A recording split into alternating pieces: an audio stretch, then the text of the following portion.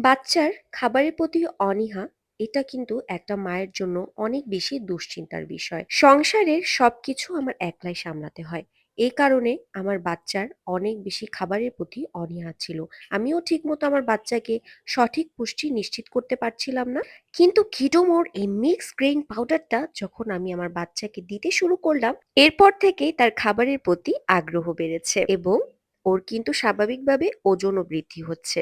সবথেকে সহজ হচ্ছে এটা বানানোর বিষয়টা। এটা বানাতে কোনো ধরনের বাড়তি ঝামেলা আমাদের পোহাতে হয় না।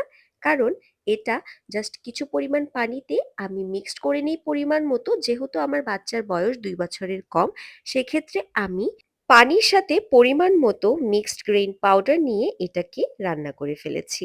কিন্তু ২ বছরের ঊর্ধ্বে যে বাবুগুলো আছে তাদের জন্য আপনারা অরিজিনাল গরুর দুধ দিয়ে এটা রান্না করতে পারেন।